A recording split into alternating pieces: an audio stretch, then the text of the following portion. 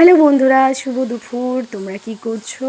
আমি এই যে রান্না করছি। তোমাদের কি সবার লাঞ্চ হয়ে গেছে? আমার এখনও হয়নি, করব। রান্না বলতে আমি এই মা সবই করে দিয়েছে, কাটা বাটা সবই করে দিয়েছে।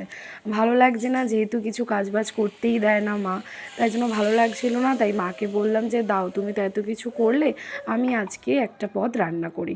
তো মা বলল ঠিক আছে, তুই তাহলে কর একটা পদ রান্না, যদি তোর সমস্যা না হয়। বললাম না না, করছি। তারপরে যেমন কথা তেমন কাজ, আজকে ডিমের ঝোলটা আমি রান্না করছি। মা অনেক কিছুই আগে রান্না করে ফেলেছে, শুধু ডিমের ঝোলটাই আমি বললাম করছি।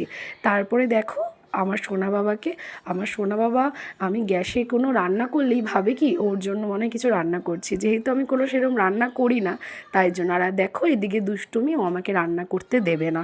দিদুনের মতো তুই আমায় কাজ করতে দিবি না? ও, কাজ করবো না? আচ্ছা, চলে যাই, যাই রান্না করি। বাবা, রান্না করতে হবে। দিদুনের মতো রান্না করতে দিবি না, কাজ করতে দিবি না? কেন কাজ করতে দিবি না?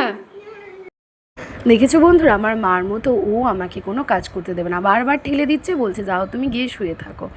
তো চলো বন্ধুরা, আমিও এদিকে আমার যেটুকু রান্না বাকি আছে কমপ্লিট করে নিই, লাঞ্চ করব। তোমরাও তোমাদের লাঞ্চটা সেরে ফেলো। দেখা হচ্ছে নেক্সট কোনো ভিডিওতে। টাটা, বাই, শুভ দুপুর।